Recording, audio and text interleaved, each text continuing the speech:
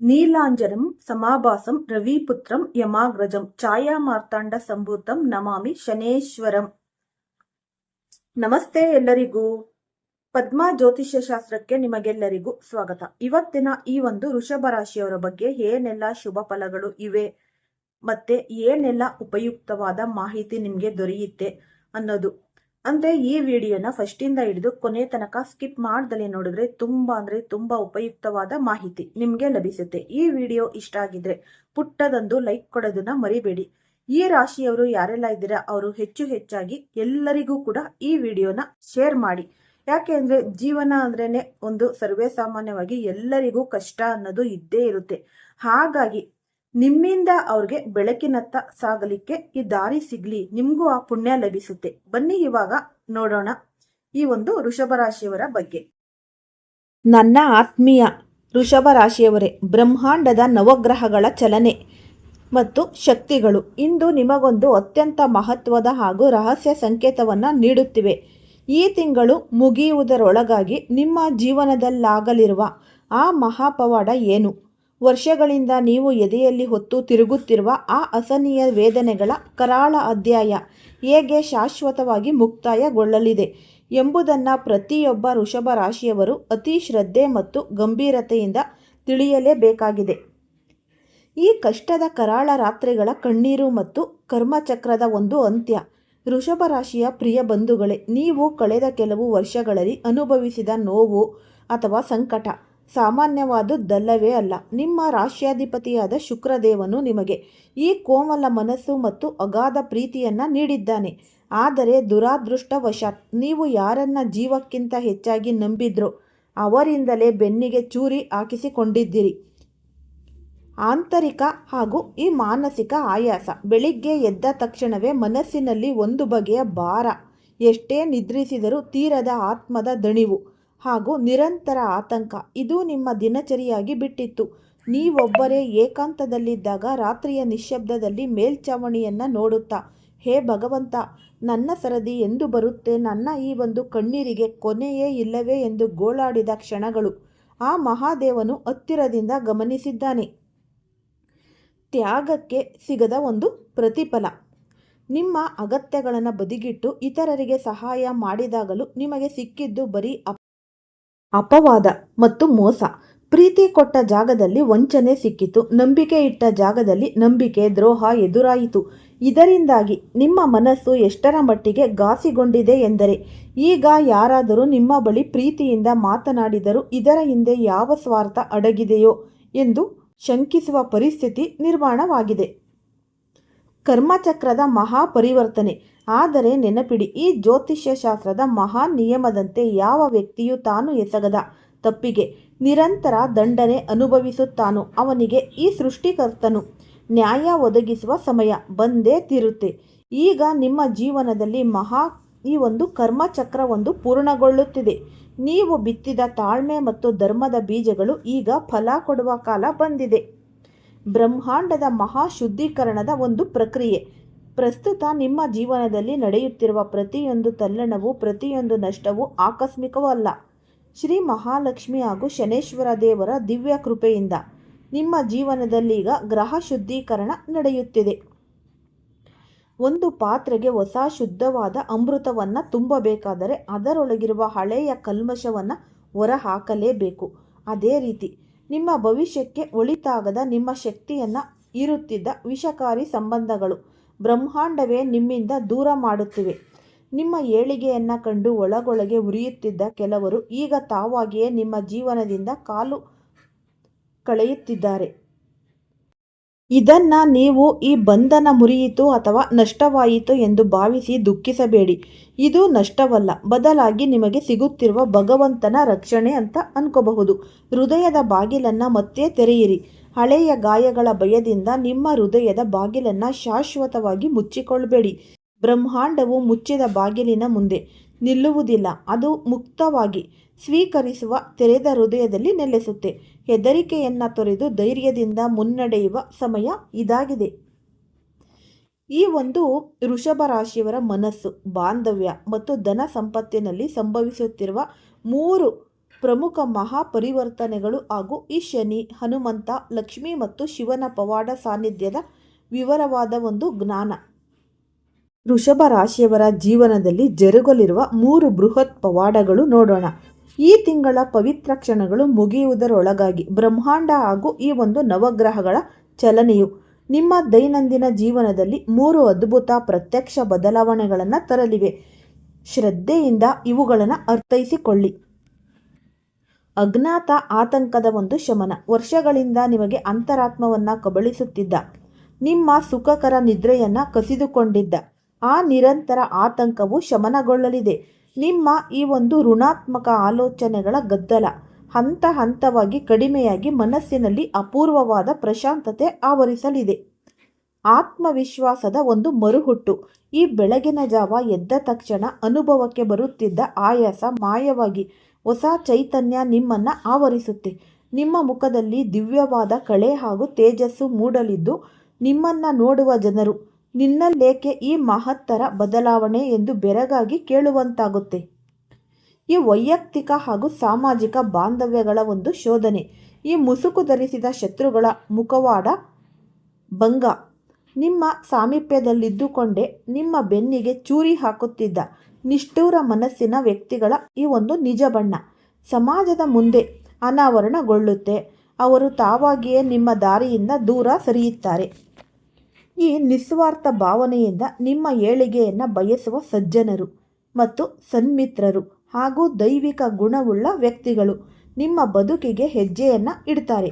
ಹಳೆಯ ಕಹಿ ನೆನಪುಗಳ ಅಗಾಧದಿಂದ ಮುಕ್ತರಾಗಿ ಹೊಸ ದಿವ್ಯ ನಂಟನ್ನು ಬೆಳೆಸುವ ಶಕ್ತಿ ನಿಮಗೆ ದೊರೆಯಲಿದೆ. ಆರ್ಥಿಕ ದಾರಿದ್ರ್ಯ ಮುಕ್ತಿ ಹಾಗೂ ಧನಾಕರ್ಷಣೆ. ಈ ಸ್ತಬ್ಧಗೊಂಡಿದ್ದ ಧನ ಪ್ರವಾಹದ ಮರುಚಾಲನೆ. ಹಲವು ಸಮಯದಿಂದ ಅರ್ಧಕ್ಕೆ ನಿಂತು ಹೋಗಿದ್ದ ಕಾರ್ಯಗಳೇ ಆಗಿರ್ಬೋದು, ಕೈ ಸೇರದೆ ಬಾಕಿ ಉಳಿದಿದ್ದ ಹಣ ಹಾಗೂ ನಿರೀಕ್ಷಿತ ಆರ್ಥಿಕ ಮೂಲಗಳು ತಡೆಯಿಲ್ಲದೆ ನಿಮ್ಮತ್ತ ಹರಿದು ಬರುತ್ತೆ.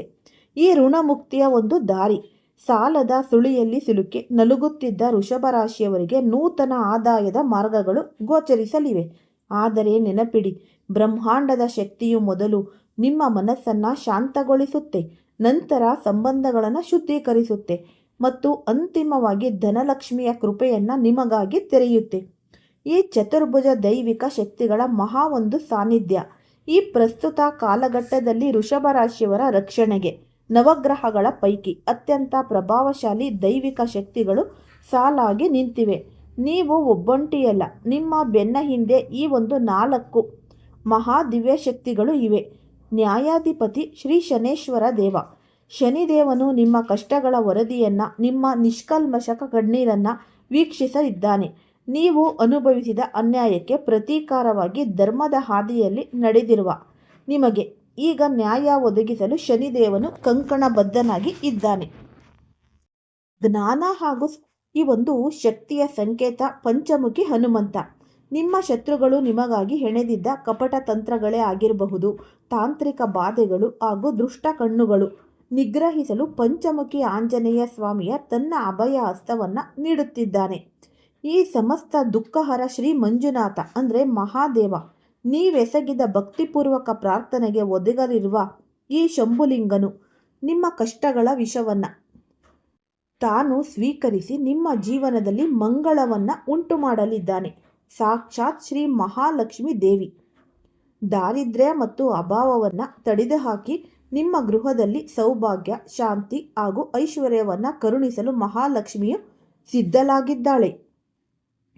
ಈ ಸಿದ್ಧಿ ವೈದಿಕ ಪರಿಹಾರಗಳು ಹಾಗೂ ವ್ರತ ನಿಯಮಗಳು ಈ ಒಂದು ದಿವ್ಯ ಬದಲಾವಣೆಯನ್ನು ಪೂರ್ಣ ಪ್ರಮಾಣದಲ್ಲಿ ನಿಮ್ಮದಾಗಿಸಿಕೊಳ್ಳಲು ಶಾಸ್ತ್ರೋಕ್ತವಾದ 4 ಸರಳ ಆದರೆ ಅತ್ಯಂತ ಶಕ್ತಿಶಾಲಿ ಪರಿಹಾರಗಳನ್ನು ಕಡ್ಡಾಯವಾಗಿ ನೀವು ಪಾಲಿಸಲೇಬೇಕಾಗುತ್ತೆ. ಈ ಶನಿವಾರದ ಈ ಕಪ್ಪು ಎಳ್ಳಿನ ಸೇವೆ. ಶನಿವಾರದಂದು ನಿಮ್ಮ ಬಲಗೈಯಲ್ಲಿ ಸ್ವಲ್ಪ ಕಪ್ಪು ಎಳ್ಳನ್ನು ಹಿಡಿದುಕೊಂಡು ಶನೇಶ್ವರ ದೇವರನ್ನು ಧ್ಯಾನ ಮಾಡಿ. ಹೇ ಶನಿದೇವ, ನನ್ನ ಜೀವನದಲ್ಲಿರುವ ಭಯ, ಭ್ರಮೆ ಹಾಗೂ ಈ ದುಷ್ಟ ಸಂಘದ ಪ್ರಭಾವವನ್ನು ಕಳೆದು ನನಗೆ ಧರ್ಮದ ಹಾದಿ ತೋರಿಸು ಎಂದು ಪ್ರಾರ್ಥಿಸಿ ಆ ಎಳ್ಳನ್ನು ಶನಿದೇವನಿಗೆ ಅಥವಾ ಅಶ್ವತ್ಥವೃಕ್ಷದ ಬುಡಕ್ಕೆ ಅರ್ಪಿಸಿ. ಈ ಮಂಗಳವಾರದ ಹನುಮಾನ್ ಒಂದು ಉಪಾಸನೆ.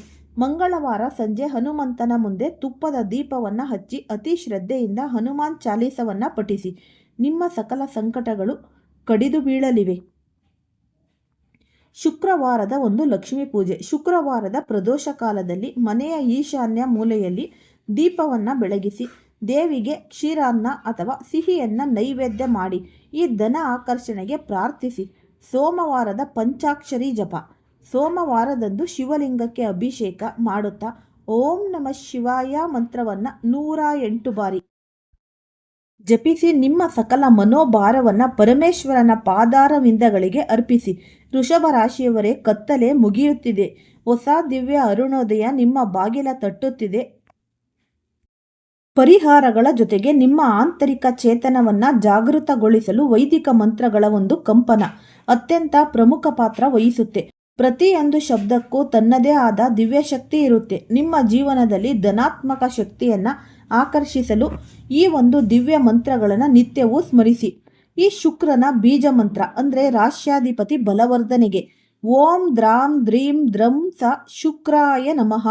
ನಿಮ್ಮ ರಾಶ್ಯಾಧಿಪತಿಯಾದ ಶುಕ್ರ ದೇವನನ್ನು ಪ್ರಸನ್ನಗೊಳಿಸಲು ದಿನವೂ ಬೆಳಗ್ಗೆ 108 ಬಾರಿ ಈ ಮಂತ್ರವನ್ನು ಜಪಿಸಿ. ಇದರಿಂದ ನಿಮ್ಮ ಜೀವನದಲ್ಲಿ ಭೌತಿಕ ಸುಖ, ಶಾಂತಿ ಮತ್ತು ಸೌಂದರ್ಯ ವೃದ್ಧಿಯಾಗುತ್ತೆ. ಮಹಾಮೃತ್ಯುಂಜಯ ಮಂತ್ರ ಅಂದರೆ ಆತಂಕ ಹಾಗೂ ಅಕಾಲಿಕ ಸಂಕಟಗಳ ಒಂದು ನಿವಾರಣೆಗೆ ಓಂ ತ್ರಯಂಬಕಂ ಯಜಾಮಹೇ ಸುಗಂಧಿ ಪುಷ್ಟಿವರ್ಧನಂ ಊರ್ವಾರುಕಮೀವ ಬಂಧನಾತ್ಯೋ ಮುಕ್ಷಿ ಮಾಮೃತಾತ್. ಈ ದಿವ್ಯ ಮಂತ್ರವು ನಿಮ್ಮ ಸುತ್ತಲೂ ದೈವಿಕ ಕವಚವನ್ನು ನಿರ್ಮಿಸುತ್ತೆ. ನಿಮ್ಮ ಮನಸ್ಸಿನಲ್ಲಿರುವ ಅಜ್ಞಾತ ಭಯ, ಕಾಯಿಲೆಗಳ ಚಿಂತೆ ಮತ್ತು ರಾತ್ರಿಯ ವೇಳೆ ಕಾಡುವ ನಿದ್ರಾಹೀನತೆಯನ್ನು ಇದು ಸಂಪೂರ್ಣವಾಗಿ ತೊಡೆದುಹಾಕುತ್ತೆ. ಭಾವನಾತ್ಮಕ ನಿಗ್ರಹ ಮತ್ತು ನೂತನ ಭವಿಷ್ಯದ ಹೆಜ್ಜೆಗಳು. ಈ ಮಹಾನ್ ದೈವಿಕ ಶಕ್ತಿಗಳು ನಿಮ್ಮ ಬೆಂಬಲವಾಗಿ ನಿಂತಿರುವಾಗ ನೀವು ಮಾನಸಿಕವಾಗಿ ಕೆಲವೊಂದು ಈ ಕಠಿಣ ನಿರ್ಧಾರಗಳನ್ನು ತೆಗೆದುಕೊಳ್ಳುವುದು ಅತ್ಯಗತ್ಯ. ಜ್ಯೋತಿಷ್ಯದ ಜೊತೆಗೆ ನಿಮ್ಮ ಪ್ರತ್ಯಕ್ಷ ನಡೆಯು ನಿಮ್ಮ ಭವಿಷ್ಯವನ್ನು ರೂಪಿಸುತ್ತೆ. ಸದಾ ಇತರರಿಗಾಗಿ ನಿಮ್ಮನ್ನು ನೀವು ಕರಗಿಸಿಕೊಳ್ಳುವುದನ್ನು ತಕ್ಷಣವೇ ನಿಲ್ಲಿಸಿ. ಇಲ್ಲ ಎಂದು ಹೇಳುವುದನ್ನು ಕಲಿಯಿರಿ. ನಿಮ್ಮ ಒಳ್ಳೆಯತನವನ್ನು ದುರುಪಯೋಗಪಡಿಸಿಕೊಳ್ಳುವ ಸಂಬಂಧಗಳಿಗೆ ತಕ್ಷಣವೇ ಪೂರ್ಣ ವಿರಾಮ ಇಡಿ.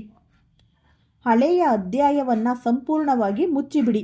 ನಿಮ್ಮನ್ನು ನೋಯಿಸಿದವರನ್ನು ಕ್ಷಮಿಸಿಬಿಡಿ. ಕ್ಷಮಿಸುವುದು ಎಂದರೆ ಅವರನ್ನು ಮತ್ತೆ ನಿಮ್ಮ ಜೀವನಕ್ಕೆ ಸೇರಿಸಿಕೊಳ್ಳುವುದಲ್ಲ, ಬದಲಾಗಿ ಅವರ ನೆನಪುಗಳಿಂದ ನಿಮ್ಮ ಮನಸ್ಸನ್ನು ಮುಕ್ತಗೊಳಿಸುವುದು.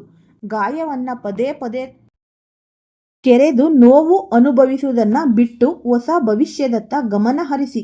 ಸ್ವಯಂ ಪ್ರೀತಿ ಮತ್ತು ಸಕಾರಾತ್ಮಕತೆ. ದಿನದಲ್ಲಿ ಕನಿಷ್ಠ 15 ನಿಮಿಷಗಳ ಕಾಲ ಧ್ಯಾನ ಮಾಡಿ ಬ್ರಹ್ಮಾಂಡವು ನಿಮಗೆ ನೀಡಲಿರುವ ಈ ದಿವ್ಯ ಕೊಡುಗೆಗಳನ್ನು ಸ್ವೀಕರಿಸಲು ನಿಮ್ಮ ಮನಸ್ಸನ್ನು ಸದಾ ಸಿದ್ಧವಾಗಿಟ್ಟುಕೊಳ್ಳಿ. ನಿಮ್ಮ ಮೇಲೆಯೇ ನಿಮಗೆ ನಂಬಿಕೆ ಇರಲಿ, ಏಕೆಂದರೆ ಈ ಕಷ್ಟದ ಪರೀಕ್ಷೆಯಲ್ಲಿ ನೀವು ಗೆದ್ದು ಬೀಗುವ ಸಮಯ ಬಂದಾಗಿದೆ. ನಕ್ಷತ್ರ ಮಂಡಲಗಳ ಒಂದು ಸನ್ನಿವೇಶ ಮತ್ತು ಈ ಒಂದು ಶುಕ್ರ ಶನಿ ದೃಷ್ಟಿಯ ಈ ಒಂದು ವಿಶ್ಲೇಷಣೆ. ಈ ವೃಷಭ ರಾಶಿಯು ಪೃಥ್ವಿ ತತ್ವದ ರಾಶಿ. ಸ್ಥಿರತೆ, ತಾಳ್ಮೆ, ಸೌಂದರ್ಯ ಮತ್ತು ಪ್ರಾಮಾಣಿಕತೆಗೆ ಹೆಸರಾದ ಈ ರಾಶಿಗೆ ಅಧಿಪತಿ ಸಾಕ್ಷಾತ್ ದೈತ್ಯಗುರು ಮತ್ತು ಸೌಂದರ್ಯ ಸೌಭಾಗ್ಯಗಳ ಕಾರಕನಾದ ಶುಕ್ರದೇವ. ವೃಷಭ ರಾಶಿಯ ಜಾತಕದಲ್ಲಿ ಪ್ರಸ್ತುತ ಕರ್ಮಕಾರಕ ಶನೀಶ್ವರನ ಈ ದೃಷ್ಟಿ ಹಾಗೂ ನವಗ್ರಹಗಳ ಗೋಚಾರ ಫಲವು ಅತ್ಯಂತ ವಿಶಿಷ್ಟವಾದ ಸ್ಥಾನವನ್ನು ಸೂಚಿಸುತ್ತೆ. ಶನಿಯು ಪ್ರತ್ಯಕ್ಷವಾಗಿ ಅಥವಾ ಪರೋಕ್ಷವಾಗಿ ವೃಷಭ ರಾಶಿಯವರ ಈ ಋಣ ಮತ್ತು ಕಷ್ಟಗಳ ಭವನವನ್ನು ವೀಕ್ಷಿಸುತ್ತಿರುತ್ತೆ. ನಿಮ್ಮ ಜೀವನದಲ್ಲಿದ್ದ ಹಳೆಯ ಈ ಒಂದು ಪಾಪಿ ಕರ್ಮಗಳ ಶೇಷವನ್ನು ಕಳೆದು ಹಾಕುವ ಮಹಾಕಾಯಕದಲ್ಲಿ ತೊಡಗಿದ್ದಾನೆ. ಈ ಜುಲೈ 25ರ ಸೂರ್ಯ, ಚಂದ್ರ ಹಾಗೂ ಗ್ರಹಗಳ ದಿವ್ಯ ಒಂದು ಘರ್ಷಣೆ. ಜುಲೈ 25ರ ಈ ಒಂದು ರಹಸ್ಯಪೂರ್ಣ ಗಳಿಗೆಯಲ್ಲಿ ಗ್ರಹಗಳ ನಡುವೆ ನಡೆಯುವ ಈ ಒಂದು ಶಕ್ತಿ, ಆ ವಿನಿಮಯವು ನಿಮ್ಮ ಮನೋಮಂಡಲದ ಮೇಲೆ ಸೃಷ್ಟಿಸುವ ಪ್ರಭಾವ ಅಪಾರ. ಇದುವರೆಗೆ ನಿಧಾನಗತಿಯಲ್ಲಿದ್ದ ನಿಮ್ಮ ಕಾರ್ಯಗಳು ಇದ್ದಕ್ಕಿದ್ದಂತೆ ಚುರುಕುಗೊಳ್ಳಲು ಈ ದಿವ್ಯ ಗ್ರಹಚಾರವೇ ಮುಖ್ಯ ಕಾರಣ. ಈ ವೃಷಭ ರಾಶಿಯ ಒಂದು ಕರ್ಮಚಕ್ರದ ವಿಶ್ಲೇಷಣೆ ಅಂದರೆ ರಾಶ್ಯಾಧಿಪತಿ ಶುಕ್ರದೇವ, ಸೌಭಾಗ್ಯ, ಶಾಂತಿ. ಈ ಪ್ರಧಾನ ತತ್ವ ಈ ಪೃಥ್ವಿ ತತ್ವ, ಸ್ಥಿರತೆ ಮತ್ತು ಧೈರ್ಯ.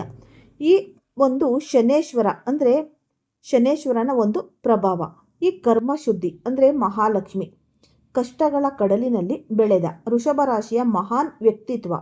ಯಾವಾಗಲೂ ಅಷ್ಟೇ ವೃಷಭ ರಾಶಿಯವರು ಹೊರಗಿನ ಪ್ರಪಂಚಕ್ಕೆ ಅತ್ಯಂತ ಪ್ರಶಾಂತವಾಗಿ, ಧೈರ್ಯವಂತರಾಗಿ ಹಾಗೂ ಸಂತೋಷವಾಗಿ ಕಾಣಿಸ್ತಾರೆ. ಆದರೆ ನಿಮ್ಮೊಳಗಿನ ಆಳವಾದ ನೋವು ಆ ಭಗವಂತನಿಗೆ ಮಾತ್ರ ಗೊತ್ತು. ನಿಮ್ಮ ಅಗಾಧವಾದ ತಾಳ್ಮೆಯನ್ನ ಜನರು ನಿಮ್ಮ ದೌರ್ಬಲ್ಯವೆಂದು ಭಾವಿಸಿದ್ರು. ನೀವು ಪ್ರತಿಯೊಬ್ಬರಿಗೂ ಸದಾ ಸಹಾಯದ ಹಸ್ತ ಚಾಚಿದಾಗ ಅವರು ಅದನ್ನ ತಮ್ಮ ಹಕ್ಕು ಎಂದು ಕೊಂಡ್ರು. ಆದರೆ ನೀವು ಒಮ್ಮೆಯಾದರೂ ನಿಮ್ಮ ಹಕ್ಕುಗಳನ್ನು ಕೇಳಿದಾಗ ಅಥವಾ ಇಲ್ಲ ಎಂದು ನಿರ್ದಾಕ್ಷಿಣ್ಯವಾಗಿ ಹೇಳಿದಾಗ ಅದೇ ಜನರು ನಿಮ್ಮನ್ನ ಸ್ವಾರ್ಥಿ ಎಂದು ಕರೆದು ದೂರ ಮಾಡಿದ್ರು. ನಿಮ್ಮ ಜೀವನದ ಅತಿ ದೊಡ್ಡ ಕಷ್ಟದ ದಿನಗಳಲ್ಲಿ ನಿಮ್ಮೊಂದಿಗೆ ನಿಂತವರು ಯಾರೂ ಇಲ್ಲ. ನಿಮ್ಮ ಸ್ವಂತ ಬಂಧುಗಳು, ಆಪ್ತ ಸ್ನೇಹಿತರು ಕೂಡ ನೀವು ಸಂಕಟದಲ್ಲಿದ್ದಾಗ ಕಣ್ಣೆತ್ತಿಯೂ ನೋಡಲಿಲ್ಲ. ಆದರೆ ನೀವು ಎಲ್ಲರ ಸಂಕಟಕ್ಕೂ ಹೆಗಲು ಕೊಟ್ಟಿದ್ದೀರಿ. ಈ ಏಕಾಂಗಿ ಹೋರಾಟವೇ ನಿಮ್ಮನ್ನ ಒಳಗಿನಿಂದ ಜರ್ಜರಿತಗೊಳಿಸಿತ್ತು. ಆದರೆ ಜ್ಯೋತಿಷ್ಯ ಶಾಸ್ತ್ರವು ಸ್ಪಷ್ಟವಾಗಿ ಹೇಳುತ್ತೆ, ಯಾರು ಧರ್ಮದ ಹಾದಿಯಲ್ಲಿ ಏಕಾಂಗಿಯಾಗಿ ನಡೆದು ನೋವನ್ನು ನುಂಗ್ತಾರೋ ಅವರಿಗೆ ಕೊನೆಯಲ್ಲಿ ಪರಮಾತ್ಮನೇ ಖುದ್ದಾಗಿ ಜೊತೆಗಾರನಾಗಿ ನಿಲ್ಲೋದು. ಈ ಬೃಹತ್ ಬದಲಾವಣೆಯು ನಿಮ್ಮ ಬದುಕಿಗೆ ಕಾಲಿಡುತ್ತಿರುವಾಗ ನೀವು ವಹಿಸಬೇಕಾದ ಕೆಲವು ಅತ್ಯಂತ ಪ್ರಮುಖ ಮುನ್ನೆಚ್ಚರಿಕೆಗಳು ಇಲ್ಲಿವೆ. ನಿಮ್ಮ ಯೋಜನೆಗಳನ್ನು ಆದಷ್ಟು ಗೌಪ್ಯವಾಗಿಡಿ. ಈ ತಿಂಗಳು ಮುಗಿಯುವವರೆಗೆ ನಿಮ್ಮ ಮುಂಬರುವ ನೂತನ ಉದ್ಯೋಗ ಆಗಿರ್ಬೋದು, ಆಸ್ತಿ ಖರೀದಿ ಅಥವಾ ಆರ್ಥಿಕ ಯೋಜನೆಗಳನ್ನು ಯಾರೊಂದಿಗೂ ಹಂಚಿಕೊಳ್ಬೇಡಿ. ಈ ದೃಷ್ಟ ಒಂದು ಕಣ್ಣುಗಳು ಈ ಜನರ ಕಣ್ಣಿಗೆ ಕಲ್ಲೇ ಸಿಡಿಯುತ್ತೆ. ಹಾಗಾಗಿ ಮತ್ತು ಈರ್ಷ್ಯೆ ನಿಮ್ಮ ದಾರಿಗೆ ಅಡೆತಡೆ ತರಬಹುದು. ಕೋಪ ಮತ್ತು ಆತುರದ ನಿರ್ಧಾರಗಳನ್ನು ಆದಷ್ಟು ನಿಯಂತ್ರಿಸಿ. ಬ್ರಹ್ಮಾಂಡವು ಹಳೆಯದನ್ನು ಶುದ್ಧೀಕರಿಸುವಾಗ ಕೆಲವು ವಾದ ವಿವಾದಗಳು ನಡಿಬಹುದು. ಶಾಂತವಾಗಿರಿ. ಯಾವುದೇ ಪ್ರಚೋದನೆಗೂ ಒಳಗಾಗದೆ ಮೌನವನ್ನು ಆಯುಧವನ್ನಾಗಿ ಮಾಡಿಕೊಳ್ಳಿ. ನಿಮ್ಮ ಕೈಲಾದಷ್ಟು ಹಸಿದ ಪ್ರಾಣಿಗಳಿಗೆ, ಮುಖ್ಯವಾಗಿ ಗೋವುಗಳಿಗೆ, ಹಸುಗಳಿಗೆ ಹಸಿರು ಹುಲ್ಲು ಅಥವಾ ಅಕ್ಕಿ ಬೆಲ್ಲವನ್ನು ನೀಡಲು ಪ್ರಯತ್ನಿಸಿ. ವೃಷಭ ರಾಶಿಯವರಿಗೆ ಗೋ ಸೇವೆಗಿಂತ ದೊಡ್ಡ ಮಂತ್ರ ಮತ್ತೊಂದಿಲ್ಲ. ನೀವು ಇಷ್ಟು ದಿನಗಳ ಕಾಲ ತೋರಿಸಿದ ಶ್ರದ್ಧೆ ಆಗಿರ್ಬೋದು, ವಹಿಸಿದ ತಾಳ್ಮೆ ವ್ಯರ್ಥವಾಗಿಲ್ಲ. ನಿಮ್ಮ ಕಣ್ಣೀರಿನ ಪ್ರತಿಯೊಂದು ಹನಿಯೂ ಭಗವಂತನ ಲೆಕ್ಕದಲ್ಲಿದೆ. ಈಗ ಸಿಗುತ್ತಿರುವ ಈ ದಿವ್ಯ ಸೂಚನೆಗಳನ್ನು ಪಾಲಿಸಿ ಧನಾತ್ಮದ ಆಲೋಚನೆಗಳೊಂದಿಗೆ ಮುನ್ನಡೆಯಿರಿ. ಹೇ ಶ್ರೀ ಮಹಾಲಕ್ಷ್ಮಿ, ಶನೇಶ್ವರ ದೇವ, ಸಕಲ ಸಂಕಟಹರ ಹನುಮಂತ ಹಾಗೂ ಮಹಾದೇವ ಮಂಜುನಾಥ, ಈ ವೃಷಭ ರಾಶಿಯ ಜಾತಕದವರಿಗೆ ಎದುರಾಗಿರುವ ಈ ಸಕಲ ಕಷ್ಟ ಕಾರ್ಪಣ್ಯಗಳನ್ನು ನಿವಾರಿಸಿ ಅವರ ಗೃಹದಲ್ಲಿ ಸುಖ, ಶಾಂತಿ, ನೆಮ್ಮದಿ ಹಾಗೂ ಧನ ಧಾನ್ಯಗಳನ್ನು ಕರುಣಿಸು. ನನ್ನ ಆತ್ಮೀಯ ವೃಷಭರಾಶಿಯವರೇ, ಈ ಬ್ರಹ್ಮಾಂಡದ ಪ್ರತಿಯೊಂದು ಚಲನೆಯು ನಿಗದಿತ ಸಮಯಕ್ಕೆ ನಡೆಯುತ್ತೆ. ಹೂವು ಅರಳಲು, ಮಳೆ ಸುರಿಯಲು ಹಾಗೂ ಸೂರ್ಯ ಉದಯಿಸಲು ಹೇಗೆ ನಿರ್ದಿಷ್ಟ ಕ್ಷಣ ಬೇಕೋ ಹಾಗೆಯೇ ನಿಮ್ಮ ಒಂದು ದುಃಖದ ಪರ್ವ ಮುಗಿದು ಸುಖದ ದಿನಗಳು ಪ್ರಾರಂಭವಾಗಲು ಈ ಒಂದು ಜುಲೈ 26ರ ನವಗ್ರಹ ಸಂಕ್ರಮಣದ ಕ್ಷಣವೇ ಕಾರಣವಾಗುತ್ತೆ. ನೋಡಿದ್ರಲ್ಲ ಏನೆಲ್ಲ ಶುಭ ಫಲಗಳು ಇವೆ ಅಂತ. ಹಾಗಾಗಿ ಜೀವನದಲ್ಲಿ ಯಾವುದೇ ಒಂದು ಸಣ್ಣ ಕೆಲಸನೂ ನೀವು ಈ ಒಂದು ಸೋಮಾರಿತನ, ಅಸಡ್ಡೆಯಿಂದ ನೀವು ಮಾಡ್ಲಿಕ್ಕೆ ಹೋದ್ರೆ ಆ ಕೆಲಸ ಏನಪ್ಪ ಇಷ್ಟೊಂದು ಸಣ್ಣ ಚಿಕ್ಕ ಕೆಲಸ ಅಂತ ನೀವು ನೆಗ್ಲೆಕ್ಟ್ ಮಾಡಬೇಡಿ. ಆ ಸಣ್ಣ ಕೆಲಸದಿಂದನೇ ನಿಮ್ಗೆ ದೊಡ್ಡ ಉನ್ನತ ಹುದ್ದೆ ಸಿಗಬಹುದು. ಜೀವನದಲ್ಲಿ ಅಭಿವೃದ್ಧಿ ಕಾಣಬಹುದು. ಯಶಸ್ಸು, ಪ್ರಗತಿ ಎಲ್ಲ ನಿಮ್ದಾಗುತ್ತೆ. ಹಾಗಾಗಿ ಈ ಸರಳವಾದ ವಿಧಿವಿಧಾನಗಳನ್ನ ಜೀವನದಲ್ಲಿ ಪಾಲಿಸಿದ್ದೇ ಆಗಿದ್ದಲ್ಲಿ ನಿಮ್ಮ ಜೀವನದಲ್ಲಿ ಯಾವಾಗ್ಲೂ ಅಭಿವೃದ್ಧಿ ಅನ್ನೋದು ಕಾಣ್ತಾ ಹೋಗ್ತೀರಾ. ಆದಷ್ಟು ಈ ಪ್ರಾಣಿ ಪಕ್ಷಿಗಳಿಗೆ ಆಹಾರ, ಅನ್ನ, ನೀರು ನೀವು ನೀಡಿ. ಮತ್ತೆ ಈ ಶನೇಶ್ವರ ದೇವರಿಗೆ ನೀವು ಪಾತ್ರರಾಗಬೇಕು. ಈ 7.5 ಶನಿ ಎಲ್ಲ ಕಳೆದೋಗ್ಬೇಕು. ಯಾವುದೇ ರೀತಿಯ ಈ ಕಷ್ಟ ಕಾರ್ಪಣ್ಯಗಳು ಇರಬಾರ್ದು ಅನ್ನೋದಾಗಿದ್ರೆ ಆದಷ್ಟು ಕಾರ್ಮಿಕರಿಗೆ, ಬಡಬಗ್ಗರಿಗೆ ಅನ್ನದಾನ ನಿಮ್ಮ ಕೈಲಿ ಏನಾಗುತ್ತೆ ಅದನ್ನ ಸಹಾಯ ಮಾಡಿ. ಸರ್ವೇ ಜನ ಸುಖಿನೋ ಭವಂತು. ಎಲ್ಲರಿಗೂ ಧನ್ಯವಾದಗಳು.